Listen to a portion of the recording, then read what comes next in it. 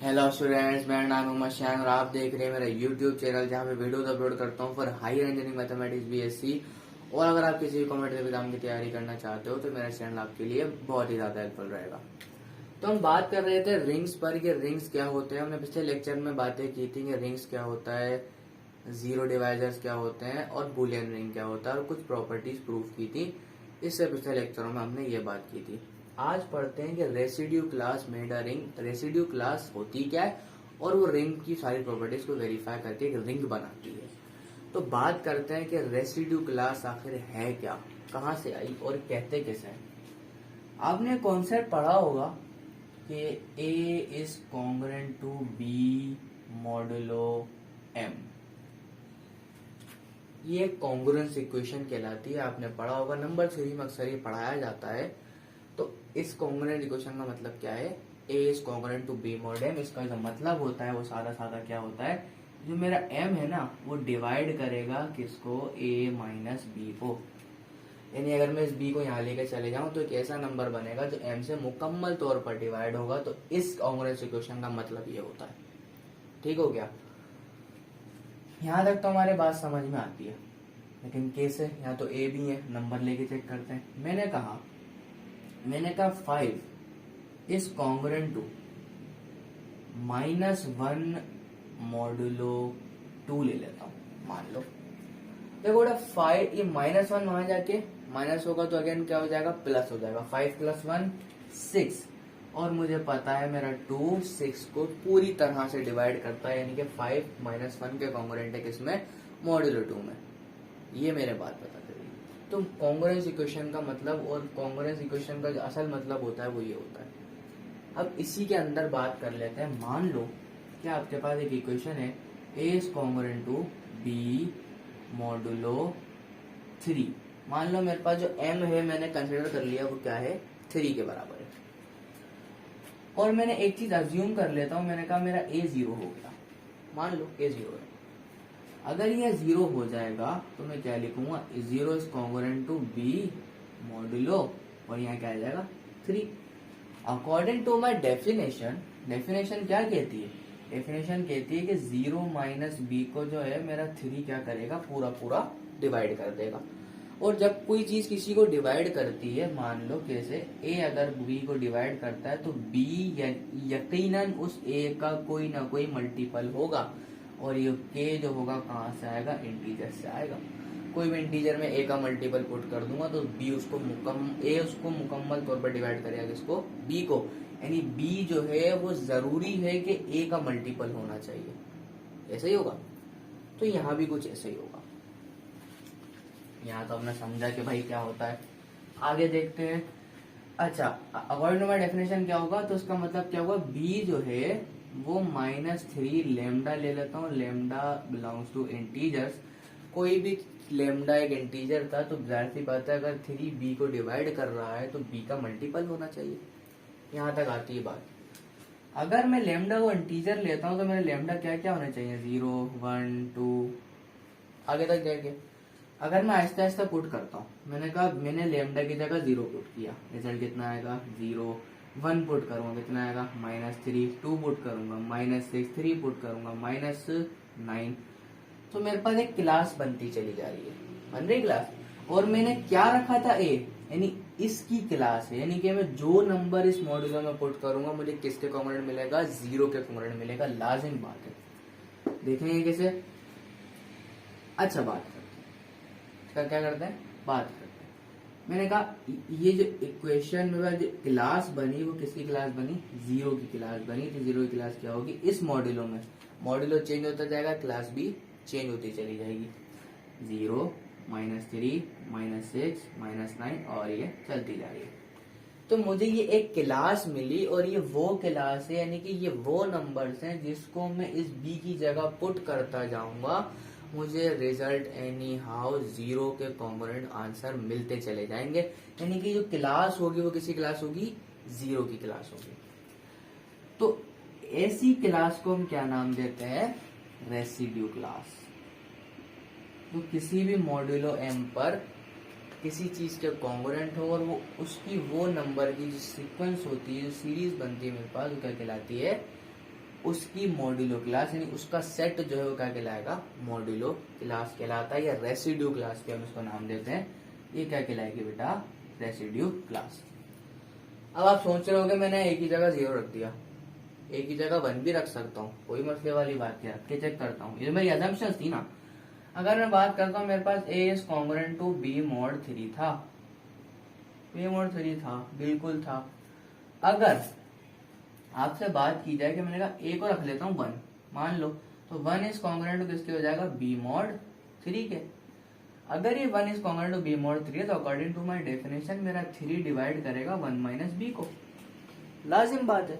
अगर ये डिवाइड करेगा तो मैं एक बात और भी कह सकता हूँ, मेरा 1 माइनस बी जो है वो जरूरी है कि 3 का मल्टीपल हो कोई ना कोई, और ये जो लैम्डा है वो कहाँ से आएगा, इंटीजर्स के साथ आएगा, लाजिम बात है। अब मैं यहाँ से इसको जरा सेपरेट कर लेता हूँ, तो यहाँ क्या आ जाएगा 1 माइनस 3 लैम्डा। तो मेरे पास बी की वैल्यू भी आ गई। मैंने क्या कहा, लैम्डा कहाँ से आ रहे हैं, इंटीजर्स में से। जब वो इंटीजर्स के अंदर से आ रहे हैं तो क्या मैं कह सकता हूँ इसकी जगह मैं 0 भी पुट कर सकता हूँ, 1 भी पुट कर सकता हूँ, 2 भी पुट कर सकता हूँ, और ये आगे तक चलते जाएंगे। अगर मैं यहाँ पुट करता हूँ 0, मान लो मैंने पुट किया 0, मैंने कहा पुट लैम्डा इक्वल टू 0, फिर मैं पुट करूंगा लैम्डा 1, फिर मैं पुट करूंगा लैम्डा 2, देखते हैं 3 में क्या वैल्यू आती है। 0 पुट करता हूँ, आंसर आएगा बेटा 1। फिर मैं बात करता हूँ लैम्डा 1 पुट करता हूँ, आंसर आएगा -2। फिर बात करता हूँ लैम्डा पुट करता हूँ 2, आंसर आएगा -5। यानी कि मेरे पास 1 की क्लास क्या बन जाएगी बेटा, 1 -2 -5, इस तरह से नंबर चलते जाएंगे। और ये जो सेट मिलेगा वो क्या कहलाएगा, इस मॉड्यूलो इक्वेशन के अंदर, इस कॉन्ग्रुएंस इक्वेशन के अंदर 1 की मॉड्यूलो क्लास कहलाएगी। यानी कि मैं कोई सा भी नंबर उठा के इस बी की जगह रख दूंगा तो वो लाजिम बात है 1 के कॉन्ग्रुएंट होगा। और कॉन्ग्रुएंट का मतलब आप लोग समझते ही हो क्या होता है। कॉन्ग्रुएंट का मतलब होता है बिल्कुल सेम, किसी भी चीज का फर्क नहीं होना चाहिए। एक होता है सिमिलर, एक होता है कॉन्ग्रुएंट।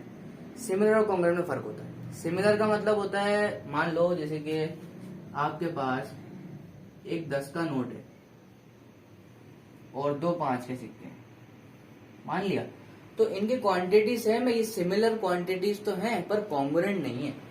अगर ये 2 5 के सिक्के कन्वर्ट हो जाए 10 के नोट के अंदर, तो अब ये दोनों क्या है, कॉन्ग्रुएंट है। तो कॉन्ग्रुएंट की ग्राफिकल मीनिंग ये होती है कि तकरीबन बराबर होना चाहिए।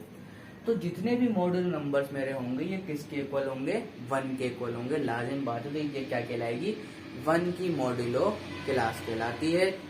अच्छा, ये तो हमने सीख लिया कि रेसिड्यू क्लासेस क्या होती है। अब बात करेंगे थोड़ा सा आगे चल के। ठीक है बेटा, नोट कर लो, मिटा देता हूँ। ठीक है भाई, मिटा देता हूँ।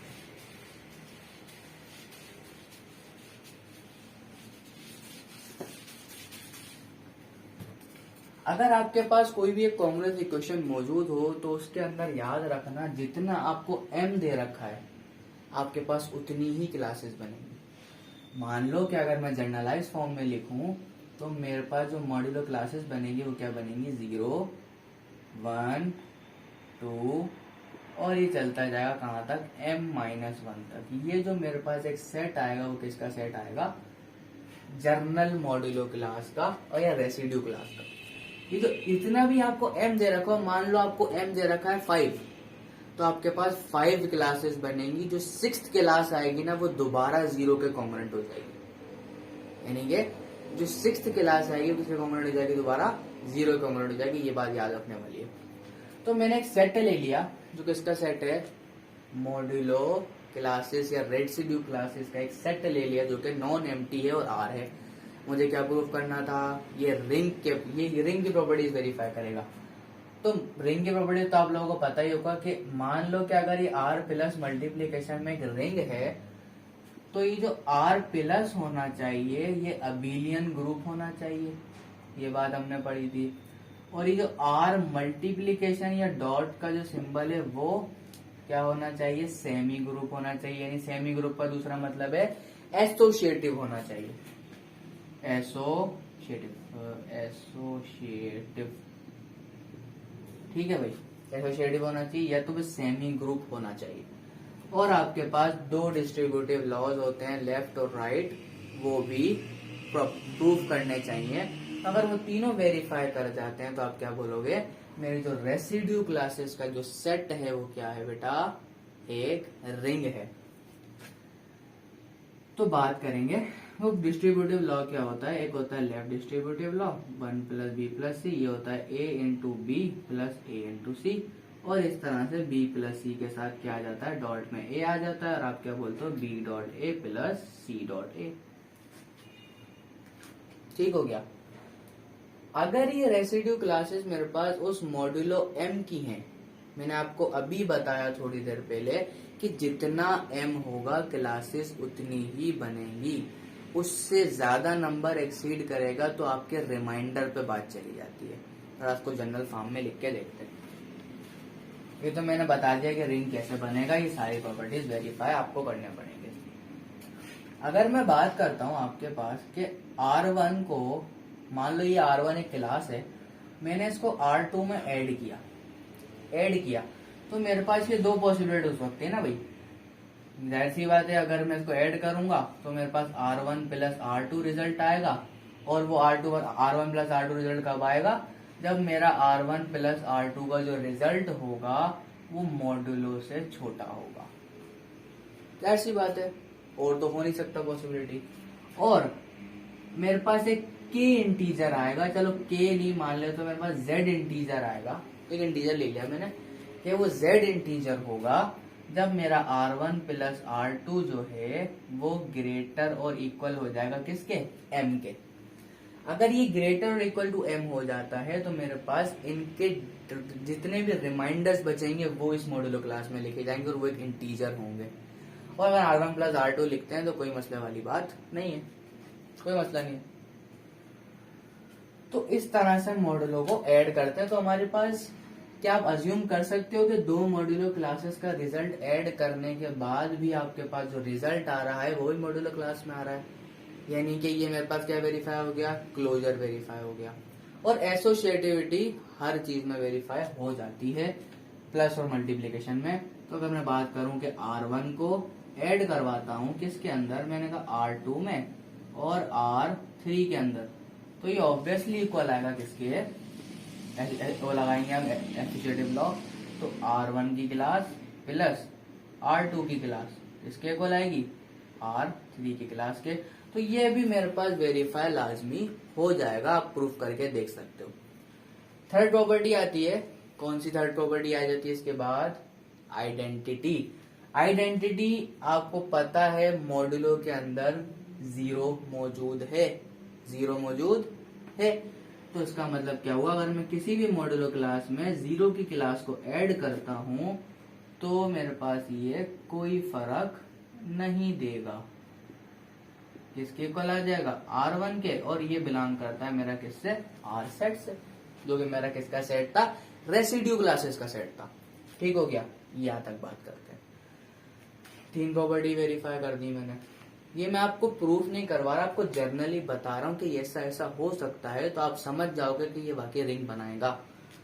अच्छा जी, बात करते हैं R1, R2, R3, R4, आगे क्या, अब आगे देखते हैं क्या प्रॉपर्टी आती है, इनवर्स प्रॉपर्टी आती है। अच्छा, इनवर्स प्रॉपर्टी हम क्या कहते हैं, देखो बेटा, इनवर्स का मतलब होता है किसी भी एक क्लास आपने ली और ऐसी क्लास के साथ आपने प्लस करवाया और आंसर आपके पास 0 आ जाए, तो ऐसा पॉसिबल होता है एडिशन मॉड्यूलो में। देखते हैं कैसे।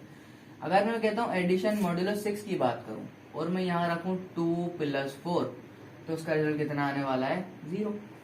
यानी कि क्या मतलब हुआ, जो 2 का इनवर्स हुआ वो क्या हुआ, 4 हुआ। यानी कि अगर मैं 2 + 4 करूंगा 6, और मुझे पता है 6 से जो डिवाइड होता है रिमाइंडर कितना देता है, 0। और रेसिड्यू क्लासेस का मतलब यही है कि अगर R1 + R2 का रिजल्ट अगर m के बराबर या उससे बड़ा आ जाए तो हम क्या कंसिडर करते हैं, रिमाइंडर्स कंसिडर करते हैं, और ये इसका आंसर क्या आ जाएगा, 0। यानी कि 2 का जो इनवर्स एलिमेंट होगा वो 4 होगा। नहीं, इनको दोनों को ऐड करने से क्या मिल रहा है, मुझे आइडेंटिटी मिल रही है। और आइडेंटिटी की डेफिनेशन क्या होती है, किसी भी मॉड्यूलो क्लास और किसी भी एलिमेंट को उसके ऐसे एलिमेंट से ऐड करो, आपको आइडेंटिटी मिल जाए, तो वो जो एलिमेंट आप ऐड कर रहे हो वो क्या कहलाता है, इनवर्स कहलाता है। तो देखो भाई, प्लस के अंदर तो बात होती है, अगर ये वेरीफाई कर रहा है तो एबिलियन तो होना ही होना है। R1 प्लस R2 कर दो या R2 प्लस R1 कर दो, बात तो एक ही है। अच्छा जी, मान लो ये किसमें मॉड्यूलो क्लास जो है वो R प्लस में अबिलियन हो गया। इसके बाद मेरे पास क्या आता है कि R में एसोसिएटिव होना चाहिए मल्टीप्लीकेशन में। अच्छा, जब प्लस में मल्टीप्लीकेशन वेरीफाई हो रही है तो उसमें भी होगी। मान लेते हैं मेरे पास एक मॉड्यूलो 6 की क्लास है और मैं बोलता हूँ मेरे पास मॉड्यूलो 6 की क्लास का मतलब क्या है, इसके अंदर टोटल 6 क्लासेस होंगी। मैंने आपको भी बताया कि अगर m जितना भी m दे रखा होगा आपको क्लासेस उतनी ही होंगी, अगर उससे एक्सीड करता है तो वो दोबारा से साइकिल बन के 0 के इक्वल हो जाती है, यानी 0 की क्लास के बराबर आ जाती है। मान लो आपके पास एक मॉड्यूलो 6 का कोई भी मैंने एक सेट लिया हुआ है, उसकी क्लासेस हैं और क्लासेस के बाद में उसमें कोई मल्टीप्लीकेशन में एसोसिएटिव वो करने की कोशिश करता हूँ, प्रूफ करने की क्या होता है। एसोसिएटिव होता है a into B into C is equal to a into B और इंटू सी, यही होता है ना। अब ये होने के बाद मान लो मैंने a उठाया 2, b और c एडिशन की बात कर रहा हूँ या मल्टीप्लीकेशन मॉडल 6 ले लेता हूँ, कोई बात नहीं, हो जाता है। अच्छा, यहाँ पे मैं रख देता हूँ अगेन 1 और यहाँ रख देता हूँ मैं मान लो 3 रख दिया इज इक्वल्स टू ए की जगह मैंने क्या रखा 2, बी की जगह में क्या रखूंगा 1, सी की जगह में क्या रखूंगा 3। 1 3 जा 3, 2 3 जा 6, यानी 6 को डिवाइड करके रिमाइंडर क्या मिलेगा 0। 2 1 जा 2, 2 3 जा 6, रिमाइंडर कितना मिलेगा 0, यानी कि ये मल्टीप्लीकेशन के अंदर भी एसोसिएटिव है। और ये लाजमी बात है, जब दोनों कर रहा है डिस्ट्रीब्यूटिव लॉज भी वेरीफाई करेगा, और जब वेरीफाई कर जाएगा तो आप क्या बोलोगे, मेरे जो मॉड्यूलो क्लासेस यानी रेसिड्यू क्लास का जो सेट होता है वो क्या बनाता है, एक रिंग बनाता है। तो बच्चों आज हमने सीखा कि रेसिड्यू क्लास आखिर होती क्या है, कहाँ से आई और ये रिंग कैसे बनाती है। मैंने सारी प्रॉपर्टीज आपको वेरीफाई करके दिखा दी हैं, और आप आपको जनरल फॉर्म में करना चाहते हो तो आप कर सकते हो, कोई बड़ी मसले वाली बात अब नहीं रही। हमने सीख लिया मॉड्यूलो क्लास या रेसिड्यू क्लास है क्या। ठीक है भाई, अब मिलते हैं आपके साथ नेक्स्ट लेक्चर में। जब तक के लिए बाय बाय, अल्लाह हाफिज। अगर आपने मेरा चैनल सब्सक्राइब नहीं किया तो प्लीज कर दें। अल्लाह हाफिज, मिलते हैं थोड़े ब्रेक के बाद।